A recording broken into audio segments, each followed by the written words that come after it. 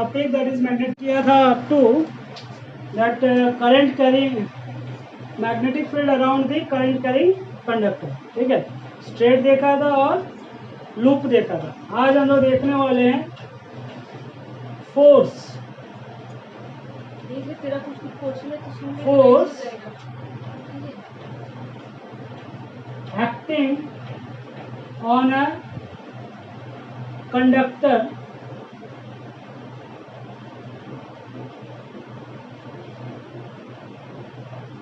current carrying conductor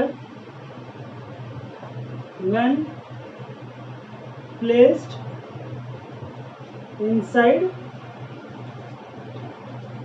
magnetic field, ठीक है। आज का हमारा टॉपिक ये है, ठीक है। Force acting on a current carrying conductor when placed inside a magnetic field, ठीक है। तो इसमें क्या बोलता है कि जब भी कोई भी कंडक्टर को अगर हम लोग मैग्नेटिक फील्ड के अंदर में रखते हैं, देखिए कंडक्टर क्या, the conductor should carry the current. अगर हम लोग कोई भी सपोज ये मेरा एक मैग्नेट है, हॉर्सशू मैग्नेट है, ठीक है, this is a horseshoe magnet. इसमें हम क्या कर रहे हैं, एक करंट कैरिंग कंडक्टर को रख रहे हैं। ये हमारे एक करंट कैरिंग कंडक्टर, ठीक। इसमें वायर लपेटा हुआ है एंड कनेक्टेड टू समझना। तो ये क्या है, करंट कैरिंग कंडक्टर है। इस करंट कैरिंग कंडक्टर को हमने एक मैग्नेटिक फील्ड के अंदर रखा, ठीक। इससे क्या होगा, when this conductor current carrying conductor is placed inside the magnetic field it experience a force, ठीक है। इस कंडक्टर के ऊपर एक फोर्स आएगा, समझना। इस कंडक्टर के ऊपर एक फोर्स आएगा, वो फोर्स इसका मूवमेंट कॉज करेगा, समझना। देखो ध्यान से सुनो कि when a current carrying conductor is placed inside a magnetic field it experience a force which is responsible for the movement of this conductor, ठीक है। तो अब देखिए, अब इस फोर्स के बारे में हम लोग किस तरह से जानेंगे, how to know about this force. इस फोर्स को जानने का तरीका है फ्लेमिंग्स लेफ्ट हैंड रूल, ठीक है। कौन दिया इसके बारे में हमको, इसके बारे में हमको बताया फ्लेमिंग, एक साइंटिस्ट था, ठीक है। फ्लेमिंग एक रूल दिया that is called Fleming's left hand rule. Left hand rule आपने इससे पहले पढ़ा था, एक थंब रूल याद है, राइट हैंड थंब रूल। यहाँ पे हम लोग पढ़ेंगे Fleming's left hand rule. Left hand rule, इसमें लेफ्ट हैंड इन्वॉल्व होगा। अब देखो लेफ्ट हैंड इन्वॉल्व होगा तो उसमें क्या क्या कंडीशन है। सपोज, ठीक है, ये हमारा लेफ्ट हैंड को आप क्या करेंगे, 3 फिंगर, कौन कौन सा, ये हो गया हमारा थंब, ठीक है, ये हो गया 4 finger and this is middle,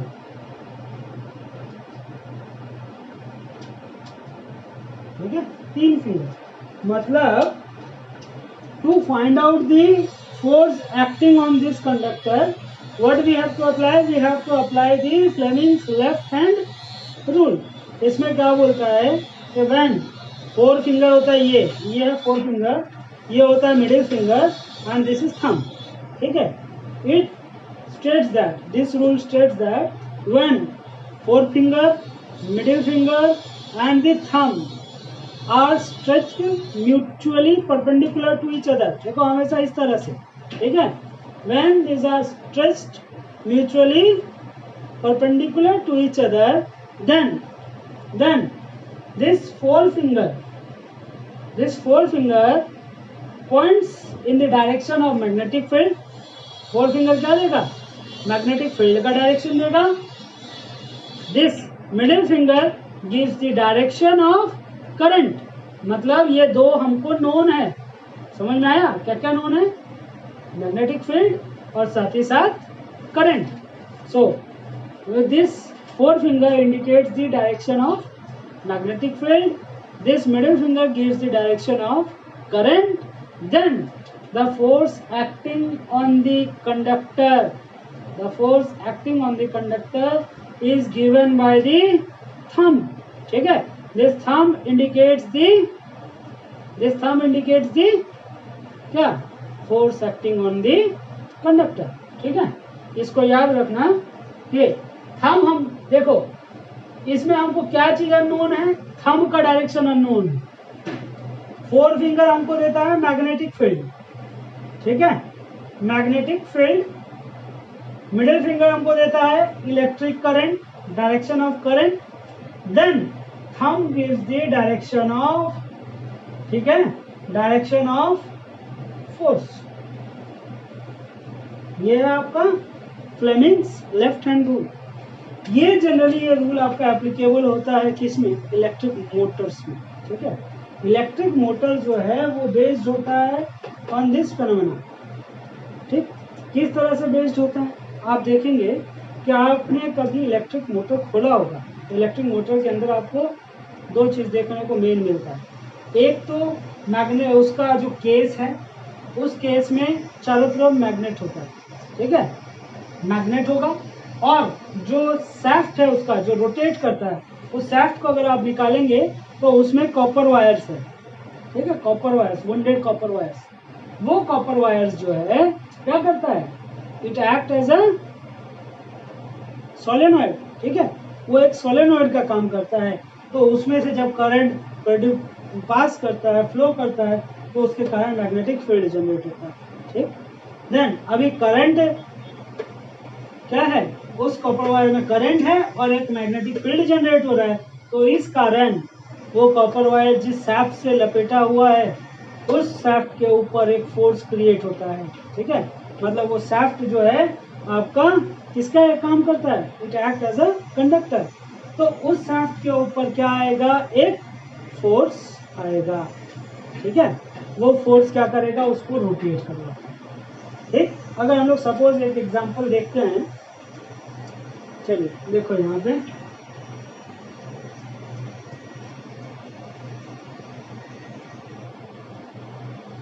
suppose हम बोले कि देयर इज अ कंडक्टर.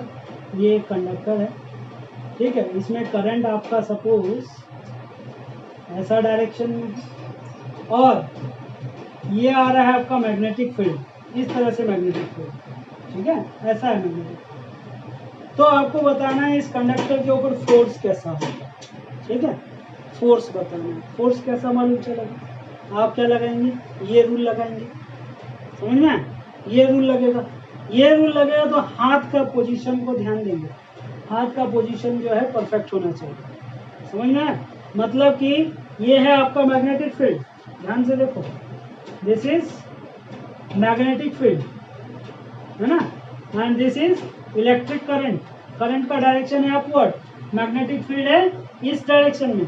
तो आपका जो फोर्स आएगा कंडक्टर के ऊपर, वो उसको किस तरफ रोटेट करेगा, कहाँ मूव करेगा, वो हमको कैसे मालूम चलेगा, बाय अप्लाइंग दिस लॉ. अभी इस लॉ के हिसाब से आपको क्या होना चाहिए, ये जो है middle finger gives the direction of current, this gives the, क्या देगा ये मैग्नेटिक फील्ड, और ये क्या देगा फोर्स. तो अगर हम इसको अप्लाई करें तो मेरा मैग्नेटिक फील्ड ऐसा है, दिख रहा है, करंट ऐसा है. ठीक है, ध्यान दो, इस तरह से हो रहा है. ये हुआ पोजीशन, ये हो गया मेरा मैग्नेटिक फील्ड, ये डायरेक्शन में. करंट हुआ अपवर्ड, तो फोर्स कैसा आ रहा है, बोर्ड से बाहर की तरफ. ठीक है, फोर्स कैसा आ रहा है, आउटवर्ड. समझ ना, फोर्स क्या आएगा, force is acting outward. Force ऐसा है. तो आपका ये ऐसे मैग्नेटिक फील्ड था, ऐसे आपका क्या था, करंट था. तो आपका फोर्स कहाँ आ रहा है, इट इज एक्टिंग आउटवर्ड, बाहर की तरफ. ठीक, तो यहाँ पे आप देखेंगे तो force acting on this conductor is in outward direction. ठीक है, आउटवर्ड डायरेक्शन में इसके ऊपर फोर्स आएगा. और एक केस लेते हैं हम लोग, और एक केस लेते हैं, ये तो सिंपल सा था। अभी मैं कंडक्टर प्लेस करता हूँ, ठीक है, कॉइल वाला कंडक्टर प्लेस करता हूँ, ठीक। जैसे कि एक ये कंडक्टर है कॉइल,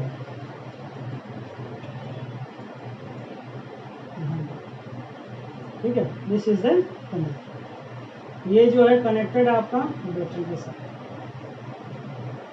हाँ, नाउ डायरेक्शन लिखो, ए बी सी डी, ठीक है।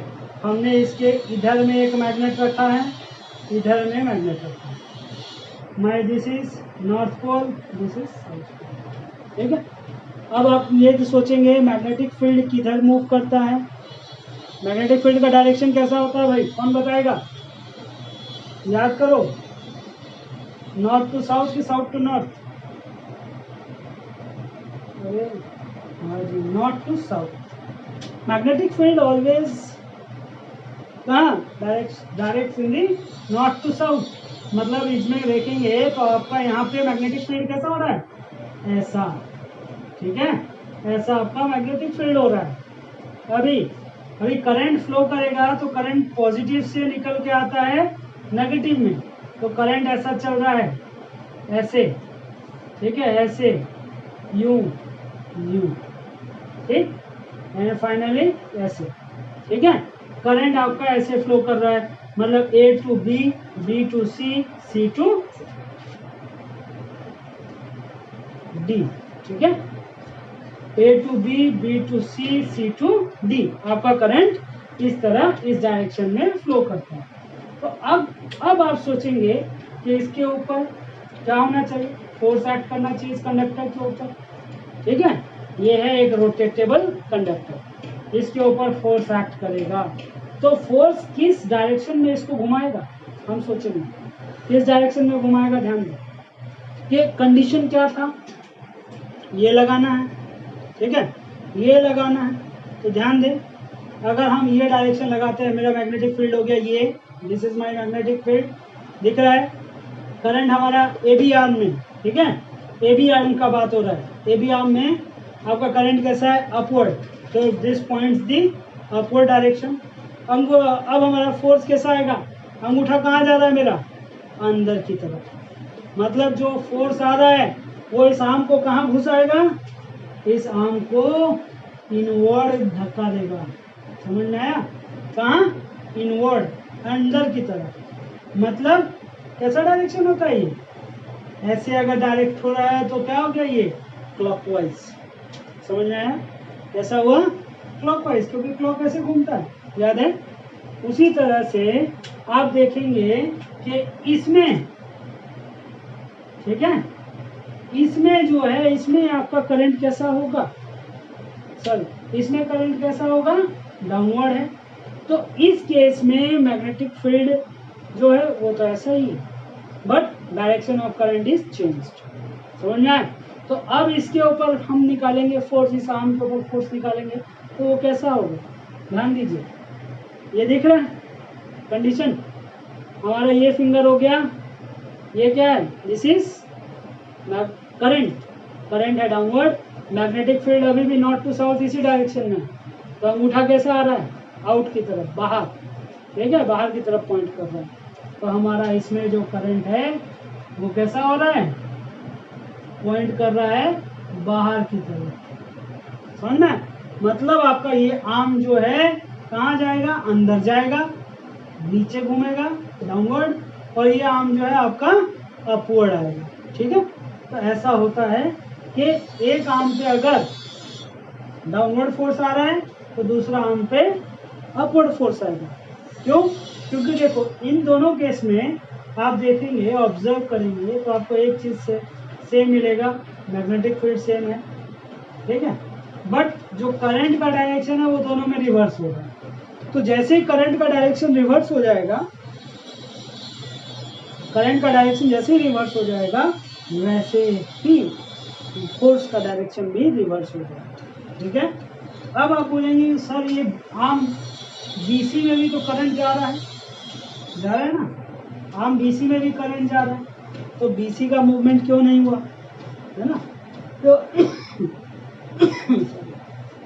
आर्म BC का पोजीशन देखिए, आर्म BC में आप कंपेयर करेंगे तो इस केस में, BC का केस में ध्यान दो, BC का केस में क्या हो रहा है कि magnetic field is like this and the current is also like this, मतलब दोनों क्या है, दोनों पैरेलल है, ठीक है, दोनों क्या है, पैरेलल, समझ में आया। BC का केस में क्या होता है कि जो मैग्नेटिक फील्ड है और जो करंट है दोनों का direction they are parallel to each other, इसी कारण इसके ऊपर जो नेट फोर्स आएगा वो 0 होगा, समझ में आया।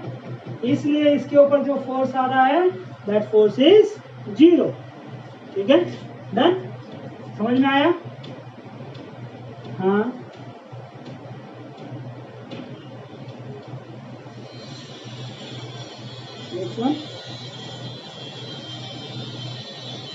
which one कौन सा,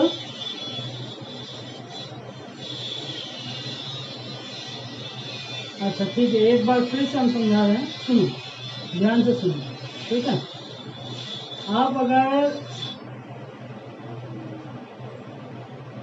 फ्लेमिंग लेफ्ट हैंड रूल क्या बोलता है कि when the four finger, middle finger and the thumb of left hand they are stretched mutually perpendicular to each other, are stretched mutually perpendicular to each other, then if perpendicular, तीनों के बीच में 90 degree होना चाहिए, ठीक है। देखो मेरा ये दो उंगली के बीच में 90 बन रहा है, अगर हम ये दोनों कंपेयर करें तो यहाँ पे भी 90 बनेगा, ठीक है। अगर इसका और इसके बीच में कंपेयर करेंगे तो यहाँ भी 90 बनेगा, तीनों के बीच में म्यूचुअली 90 डिग्री एंगल बनना चाहिए, समझ में आया, तभी वो म्यूचुअली परपेंडिकुलर होता है, ऐसा नहीं, ठीक है, ऐसा नहीं, क्योंकि इसमें क्या हो गया, थंब का और ये दोनों के बीच में तो 90 डिग्री बन रहा है, लेकिन फोर फिंगर और मिडिल फिंगर के बीच में द एंगल इज 0, समझ में आया। तो ऐसा नहीं होता, तीनों क्या होना चाहिए, म्यूचुअली परपेंडिकुलर होना चाहिए। तो सुनिए, now if the middle finger gives the direction of current, the magnetic field is given by the forefinger, then the thumb will give the direction of force acting on the conductor, ठीक है, the thumb gives the direction of force acting on the conductor। अभी इसको फिर से observe करो क्या हो रहा है, फिर से बता रहे, एक्सप्लेन कर रहे हैं, इसको सुनिए। आप अपना फिंगर को म्यूचुअली परपेंडिकुलर करके देखिए, ठीक है, म्यूचुअली परपेंडिकुलर अगर करके देखेंगे तो आपको सब ठीक समझ में आएगा। एक बार ट्राई करके देखो, स्ट्रेच योर आर्म्स, अपना आर्म को स्ट्रेच करो, तीनों फिंगर को स्ट्रेच करने के बाद उसको प्लेस करिए, ठीक है। मेरा प्लेसमेंट कैसा होना चाहिए, हमको पहले ये दो का प्लेसमेंट करना है, ये ऑटोमेटिकली मिलेगा, समझ में आया। तो ध्यान दो, मेरे को पहले पॉइंट करना है magnetic field, as you said magnetic field is north to south, ठीक है, magnetic field north to south है। नाउ करंट कैसा हो रहा है, अपवर्ड डायरेक्शन, तो पहले फोर फिंगर किस डायरेक्शन में जाना चाहिए, मैग्नेटिक फील्ड ऐसे, देन मिडिल फिंगर करंट का डायरेक्शन कैसे, अपवर्ड, मतलब मिडिल फिंगर ऊपर होना चाहिए, तो ये गया, ठीक है, दिख रहा है, ये गया। उसके बाद तीसरा कंडीशन क्या होगा, थंब हमको डायरेक्शन देगा किसका, फोर्स का, ठीक है। तो थंब कहाँ पॉइंट हो रहा है, थंब मेरा इधर तो पॉइंट नहीं हो सकता ना, ये इधर ही जाएगा, कहाँ जा रहा है, इनवर्ड, अंदर की तरफ, मतलब ये जो आर्म के ऊपर फोर्स आएगा, ठीक है, ये जो फोर्स आ रहा है, force on arm AB is acting downward, ठीक है, कैसे एक्ट कर रहा है, डाउनवर्ड, समझ में आया। इसी तरह से अगर आप इसका करंट को रिवर्स कर देते हैं तो आर्म CD के ऊपर, देखो आर्म BC पे तो फोर्स एक्ट नहीं करेगा, ठीक है, आर्म BC पे फोर्स एक्ट नहीं करेगा, क्यों नहीं एक्ट करेगा, क्योंकि इस केस में there is 0 degree angle between the magnetic field and current, इसलिए आर्म BC पे नो फोर्स। ठीक, आर्म BC के ऊपर नो फोर्स। नाउ अब आते हैं फोर्स ऑन आर्म CD। ठीक है, आर्म CD का केस में फोर्स कैसा होगा, अब ध्यान दीजिए। आर्म CD का केस में क्या होगा, सुनिए। आर्म CD में आपका मैग्नेटिक फील्ड का डायरेक्शन तो वही है, लेकिन करंट का डायरेक्शन चेंज हो गया। तो मैग्नेटिक फील्ड ऐसे ही है, लेकिन करंट कैसा हो गया, डाउन हो गया। प्लेस करिए यहाँ पे, मैग्नेटिक फील्ड उधर, करंट डाउन। देन हम क्या देगा, आउटवर्ड पॉइंट करेगा। कैसा पॉइंट कर रहा है, आउटवर्ड। मतलब जो आर्म CD के ऊपर फोर्स है, इट इज एक्टिंग आउटवर्ड। कैसा कर रहा है, इज एक्टिंग आउटवर्ड। समझ में आया, इज एक्टिंग आउटवर्ड। और इन हम बोल सकते हैं अपवर्ड, आउटवर्ड और बोल सकते हैं अपवर्ड। ठीक है, तो इसका मतलब ये आर्म आपका नीचे जाएगा और ये आर्म क्या आएगा, ऊपर आएगा। समझ में, मतलब ये जो कॉइल है आपका, ये कॉइल कैसे रोटेट करेगा, it will rotate like this. समझ में आया, ये कैसा रोटेट करेगा, ऐसा। कैसा डायरेक्शन, क्लॉकवाइज डायरेक्शन। वहीं पे अगर आप ये करंट का पोलैरिटी को रिवर्स कर देते हैं, ठीक है, करंट का पोलैरिटी को रिवर्स कर देते हैं। करंट का पोलैरिटी को रिवर्स करना मतलब आप जो ये टर्मिनल है, इन टर्मिनल को चेंज कर दो। ठीक है, कैसे चेंज करेंगे, अगर हम इसको नेगेटिव कर दें और इसको पॉजिटिव कर दें तो मेरा पोलैरिटी चेंज हो गया। पोलैरिटी चेंज होगा तो मेरा कॉइल में करंट का डायरेक्शन भी चेंज हो जाएगा। समझ में आया, करंट का डायरेक्शन कैसा हो जाएगा, अभी करंट ऐसे भागेगा, ठीक है, ऐसे जाएगा, इसमें अपवर्ड आ गया और इस आर्म में डाउनवर्ड आ गया।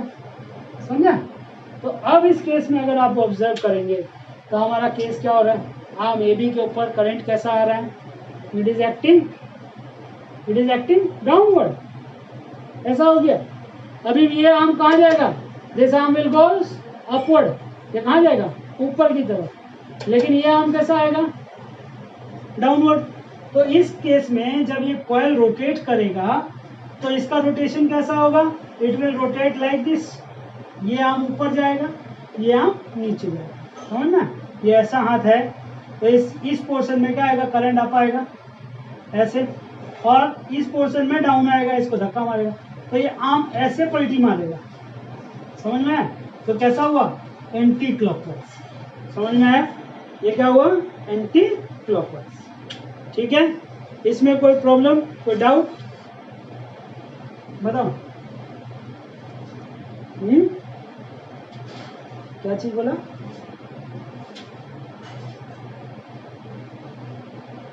नहीं, वो अरेंजमेंट ऐसा किया जाता है, जब हम लोग मोटर पढ़ाएंगे ना तो उस टाइम में उसको बताएंगे। अभी फिलहाल भी तुमको बस बताया गया कि सोर्स है ये।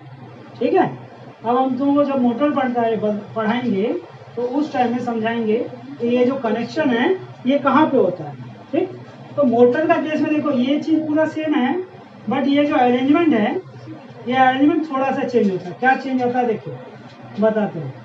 मोटर का अगर हम लोग होगा तो आज तो टाइम नहीं बचेगा, नेक्स्ट क्लास में करेंगे। ये होता है मेरा शाफ्ट, ठीक है, जो रोटेट करता है मोटर में जो घूमने वाला पोर्शन होता है ना, वो है ये, इसको बोलते हैं शाफ्ट या एक्सल। ठीक है, या एक्सल। तो इसमें क्या होता है, इसके ऊपर में 2 रिंग होता है इस तरह से, और ये जो कनेक्शन है कॉइल का, ये कॉइल का कनेक्शन यहाँ पे एक ब्रश के थ्रू है। ठीक है, एक ब्रश के थ्रू कनेक्शन होता है, मतलब डायरेक्टली कनेक्ट नहीं होता। और ये ब्रश से जो है बैटरी कनेक्टेड होता है या पावर सोर्स कनेक्टेड है। ये चीज का ध्यान रखना। इस तरह कनेक्शन होता है आपका किसमें, मोटर का केस में। और जो मोटर बताएंगे तो ऑब्वियस आपको इजीली समझ में आ जाएगा। अगर आपको ये चीज़ कैसा रोटेट करता है ये समझ में आया है तो मोटर बहुत इजीली समझ में आ जाएगा। ठीक है, उसमें क्या है, फंक्शन थोड़ा सा चेंज हो जाता है। यहाँ पे जो करंट का पोलैरिटी है वो ऑटोमेटिकली चेंज होता है। समझ में आया?